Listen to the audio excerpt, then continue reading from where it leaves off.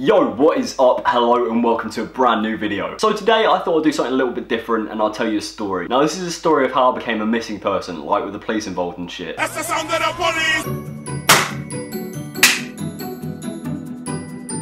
So, starting from the beginning, it's my mate Ben's birthday, right? He goes to university in Bristol, so me and my mates, we thought, you know what, decent, we'll go up and see him, and we'll go out that night. So I was delegated driver, I didn't have many problems with that. Bear in mind, it's like a 4.5 hour drive from where I live in Sussex. So we left my house at like 12ish, like thinking realistically, we're gonna get there at 5. All chill. Blasting on the tunes, on the road, boom! We hit the traffic. 7 PM, we get to Bristol. So at this point, I'm pretty fucking tired, I'm not gonna lie. I've been driving for about 7 hours, but I'm not a pussy, so I'm still gonna get my drinks on, obviously. Sunk 6 beers before pre-drinks even started, because I'm a bit mental like that. So then it's like 9 o'clock-ish, pre-drinks have started, we're all just chilling, drinking, getting our drink on, and there's about 10 of us there. Chill, chill, chill. However, your boy made a rookie error. I hadn't eaten since lunchtime, and I've been drinking.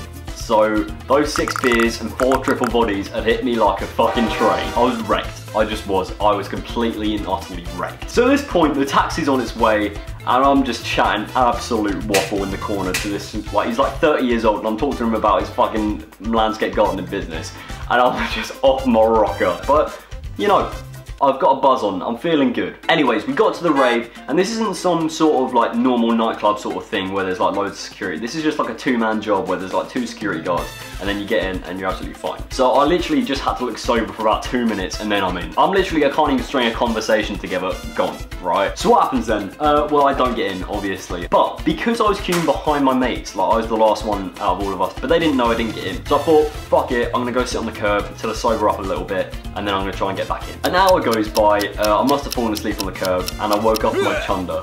Life isn't great at this point, I'm not gonna lie. So I woke up and I lost my phone, didn't I?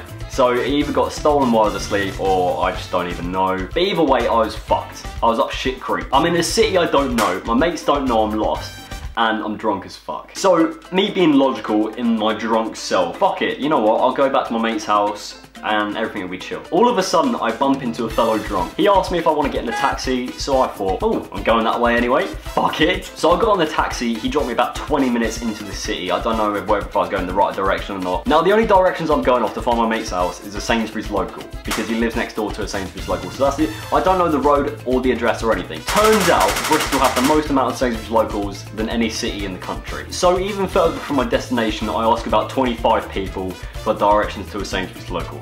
But of course, they all head me into the wrong direction. But me being drunk, I followed their instructions. Decent. I start walking for hours and hours, and obviously there's no luck. So as I was walking along, I was coming towards the end of my walk. I bumped into a restaurant owner. This is like huge black guy with dreads and everything. And I asked him where the Sainsbury's local was. So he said he would give me a lift there. So he pulls round and it's a fucking M4. So I thought, decent, you know, I'm gonna get in here, it's gonna be great. And he's gonna drop me off at the Sainsbury's and everything's gonna be chill. That didn't happen. He dropped me off the wrong Sainsbury's local and I went for a drive. To be fair, I'm fucking lucky I didn't get raped, because this guy looked like a creep. This guy was fucking creepy. I don't know why I got in the car in the first place, but fuck it, you know, you only live once. So while this is all going on, my mates have just got back from the rave and they've only just clocked on that I'm missing.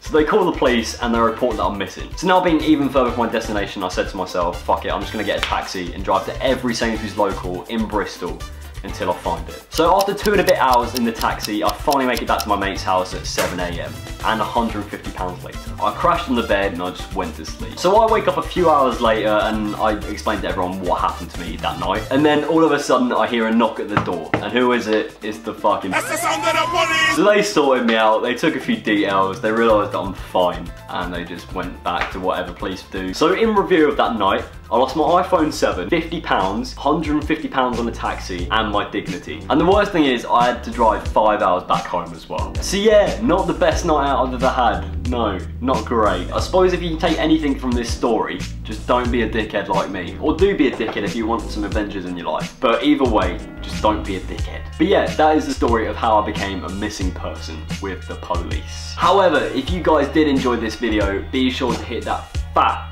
like and subscribe button for more zesty memes on the reg. So yeah, thank you guys so much for watching. Love and appreciate you, and I'll see ya in a bit, boy.